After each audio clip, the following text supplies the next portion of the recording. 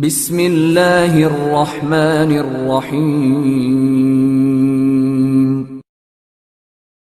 Islamic teaching official کے ناظرین کو السلام علیکم۔ آج کی اس ویڈیو میں ایک فقیر اور درخت کا واقعہ آپ کو سناتے ہیں۔ ایک اللہ والا بابا کہیں جا رہا تھا، دوپہر کا وقت تھا، جاتے جاتے اسے نیند کا غلبہ آنے لگا۔ راستے میں ایک درخت آیا، ٹھنڈی ٹھنڈی ہوا چل رہی تھی۔ بزرگ درخت کے نیچے کچھ دیر کے لیے بیٹھا اور جب لیٹا تو اس کی آنکھ لگ گئی اور کچھ دیر کے لیے سو گیا۔ خواب میں اسی درخت نے اس بزرگ کو مخاطب ہو کر کہا، بابا جی اگر آپ میرے جیسے بن جاتے تو کیا ہی بات ہوتی۔ خواب کی دنیا میں جس درخت کے نیچے وہ بابا جی سوئے ہوئے تھے، اسی درخت نے مخاطب ہو کر کہا، بابا جی اگر آپ میرے جیسے بن جاتے تو کیا ہی کمال کی بات ہوتی۔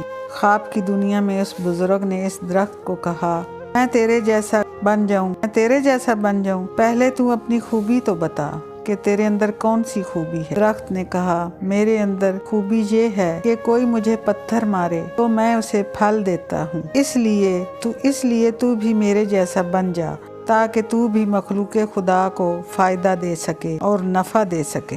یہ سن کر بزرگ بہت حیران ہوا اور حیرانی کے عالم میں پوچھا کہ اے درخت، اگر تو اتنا ہی اچھا ہے تو پھر مجھے بتاؤ کہ تمہیں اللہ تعالیٰ نے آگ کی غذا کیوں بنایا ہے؟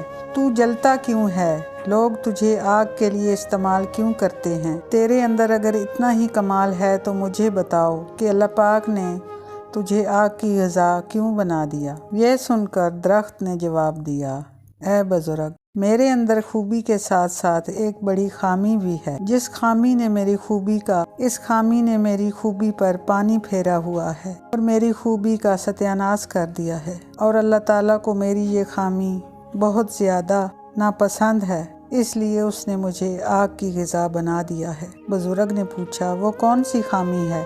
درخت نے کہا، بابا جی وہ خامی یہ ہے کہ جدھر کی ہوا چلتی ہے میں ادھر کو ہو جاتا ہوں۔ کا مطلب یہ ہوا کہ جدھر کی ہوا چلے ادھر کو ہو جانے والی چیز، چاہے جاندار ہو یا بے جان، اللہ تعالیٰ کو ناپسند ہے۔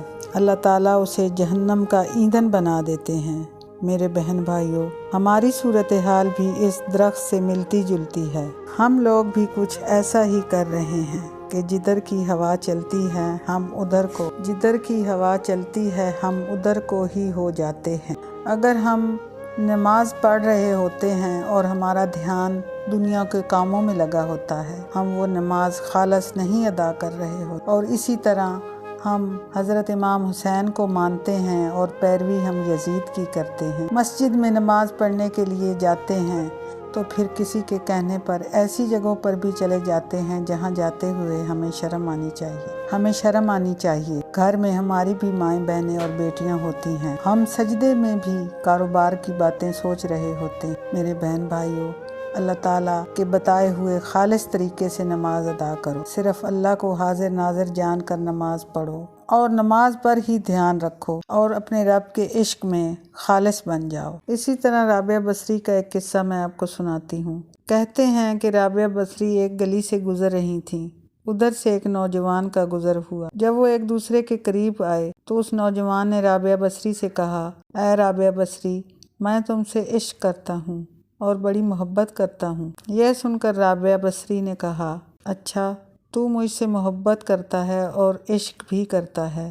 نوجوان نے کہا، ہاں میں تیرے ساتھ عشق کرتا ہوں اور تمہیں اپنانا چاہتا ہوں اور شادی کرنا چاہتا ہوں۔ یہ سن کر رابعہ بصری نے کہا، تم ایسا کرو، میری ایک بہن ہے جو مجھ سے زیادہ خوبصورت ہے اور میں چاہتی ہوں کہ تم اس سے عشق کرو اور اسی سے محبت کرو اور اسی سے شادی بھی کر لو۔ یہ سن کر نوجوان نے کہا، تمہاری وہ بہن کہاں ہے؟ رابعہ بصری نے کہا، وہ تمہارے پیچھے کھڑی ہے۔ اس نوجوان نے فوراً پیچھے مڑ کر دیکھا تو رابعہ بصری نے نوجوان کے منہ پر ایک زوردار تھپڑ مارا اور کہا، اے بدبخت، محبت رابعہ بصری سے کرتا ہے اور دیکھتا غیروں کی طرف ہے، دوسروں کی طرف ہے۔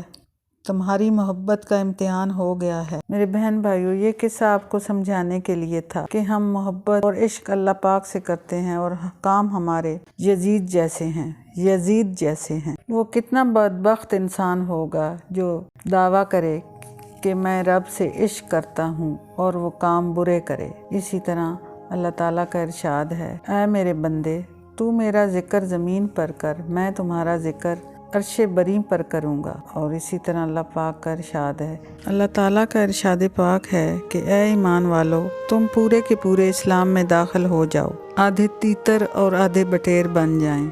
اس لیے میرے پیارو، اللہ کی رسی کو مضبوطی سے تھام لو اور نماز قائم کرو اور اس کے بنائے ہوئے اصولوں کو اپنا لو تاکہ ہماری زندگیوں میں سکون آ جائے۔ پیارے بہن بھائیوں، اگر آپ کو میری یہ ویڈیو پسند آئی ہے تو اسے لائک کریں، شیئر کریں، سبسکرائب کریں اور ساتھ لگے گھنٹی کے آئیکن کو دبائیں تاکہ نئی آنے والی اپڈیٹ آپ کو ملتی رہیں۔